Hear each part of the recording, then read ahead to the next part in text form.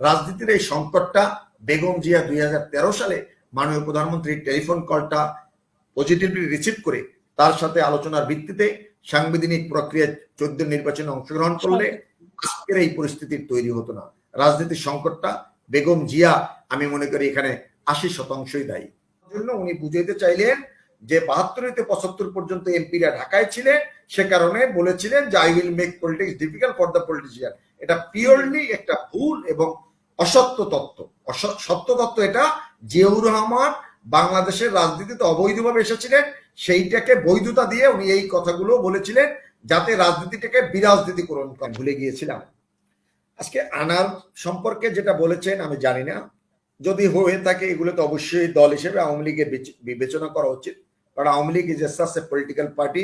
তাদের একটা glorious past আছে, বাংলাদেশকে মহান মুক্তিযুদ্ধের মধ্যে থেকে বাংলাদেশ নামক একটা রাষ্ট্রের জন্ম জাতির পিতা বঙ্গবন্ধু শেখ মুজিব আমাদের দিয়েছেন, সেখানে অবশ্যই আমাদের এগুলা কনসিডারেশনে নিতে হবে, কিন্তু ভুলে গেলে চলবে না।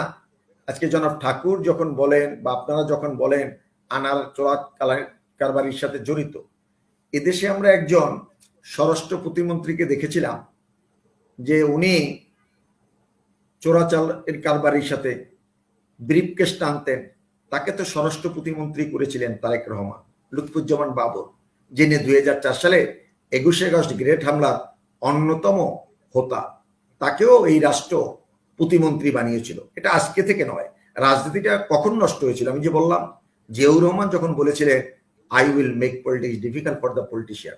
এখন কথা হলো, আপনি বলতে পারেন 15 বছর ক্ষমতায় আওয়ামী লীগ কেন এটা করে? সেখানে আমি মনে করি আওয়ামী লীগ দল হিসাবে আওয়ামী লীগ প্রধান বঙ্গবন্ধু কন্যা শেখ হাসিনা বা কেন্দ্রীয় আওয়ামী লীগ বা আওয়ামী লীগের কর্মী সকলের এইখানটাতে ভয়েস রেজ করা উচিত, রাজনীতিবিদের কাছে যেন রাজনীতিটা ফিরে আসে। তার জন্য সংকটটি কোথায়? সংকটটি বাংলাদেশে একটি বড় বিরোধী দল, শক্তিশালী বিরোধী দল নেই।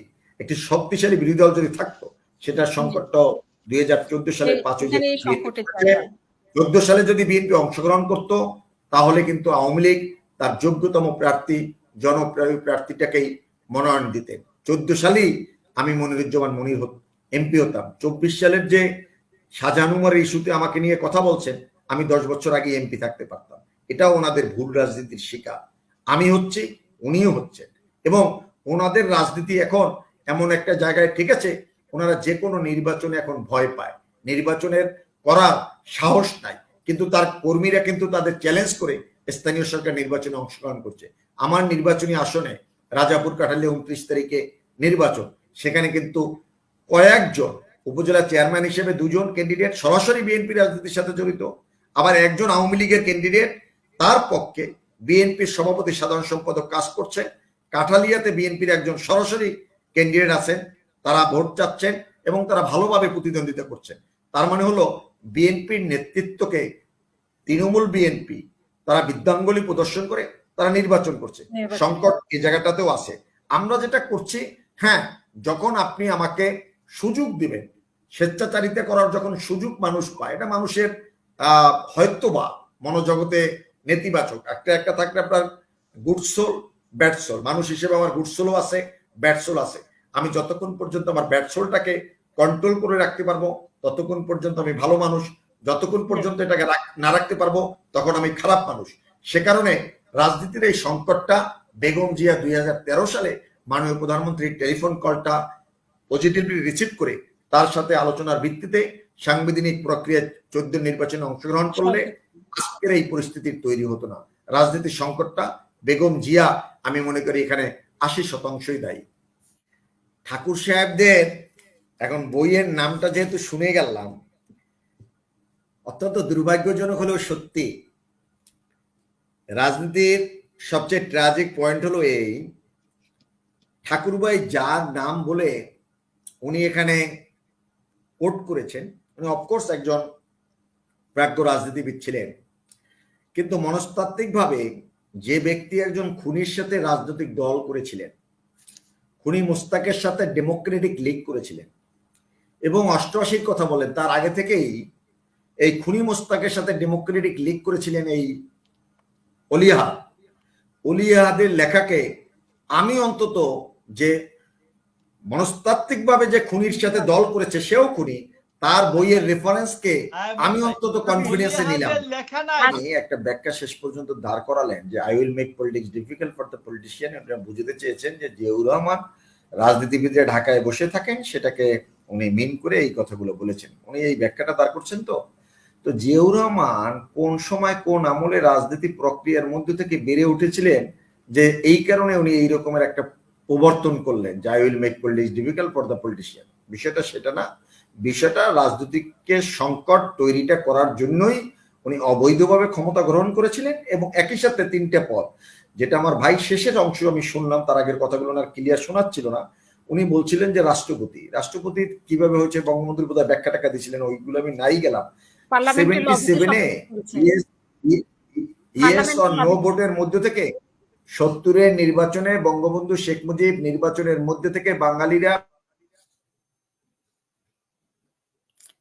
আপনার ইন্টারনেটে সমস্যা, 70-এর নির্বাচনে ডিসেম্বর মাসে বাঙালিরা বঙ্গবন্ধুকে ম্যান্ডেট দিয়েছিলেন, 73-তে বঙ্গবন্ধুকে ম্যান্ডেট দিয়েছিলেন দেশের মানুষ। তারপর যেহেতু সে নির্বাচিত সার্বভৌম সংসদ, সেই সংসদ যখন যে কোনো সিদ্ধান্ত সংসদ নিতে পারে, সেই কারণে আজকের ওনার, আপনার যেহেতু সময় নাই, নেক্সট টাইম উনি আমাকে ডাকেন, তখন ওনার সাথে কথা হবে। কিন্তু ব্যাখ্যাটা হলো আমি রাজনৈতিক প্রক্রিয়ার মধ্যে থেকে জন্ম নেই নাই, কিন্তু এখন এটাকে ছাপাই গাওয়ার জন্য উনি বুঝাইতে চাইলেন যে 72-75 পর্যন্ত এমপিরা ঢাকায় ছিলেন, সে কারণে বলেছিলেন যে I will make politics difficult for the politician. এটা পিওরলি একটা ভুল এবং অসত্য তত্ত্ব। সত্য তত্ত্ব এটা, জিয়াউর রহমান বাংলাদেশের রাজনীতিতে অবৈধভাবে এসেছিলেন, সেইটাকে বৈধতা দিয়ে উনি এই কথাগুলো বলেছিলেন যাতে রাজনীতিটাকে বিরাজনীতিকরণ করা যায়। সো আমরা রাজনীতির ছাত্র হিসাবে মনে করি সমস্ত কিছুর ঊর্ধ্বে ওঠে আমার দেশ। এই দেশ একটি মুক্তিযুদ্ধের মধ্যে থেকে অর্জিত বাংলাদেশ। এখানে রাজনীতিবিদরা রাজনীতিটা যেন পরিচালিত করতে পারে, রাজনীতিবিদদের হাতে যেন দেশটা থাকে, তাহলেই আমি মনে করি দেশটা সঠিকভাবে চলবে।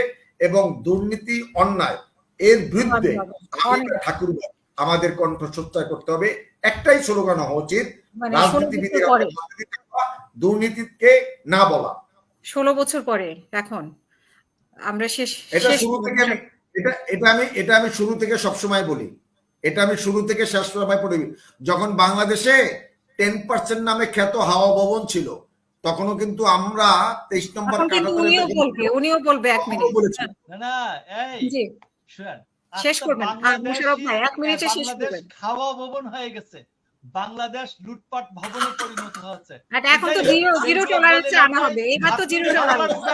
ফার্মার্স ব্যাংকের মতো এরকম কোন দুর্ঘটনা এবার জিরো টলারেন্স সময় বাংলাদেশে বেনজিরের সম্পত্তি ক্রয় করার নির্দেশ এই আমলে হয়। মিস্টার ঠাকুর বেনজির আহমেদরে বলছেন না আওয়ামী লীগের সময় আইজিপি, কিন্তু বেনজিরের সম্পত্তি ক্রয় করার নির্দেশ দেয়।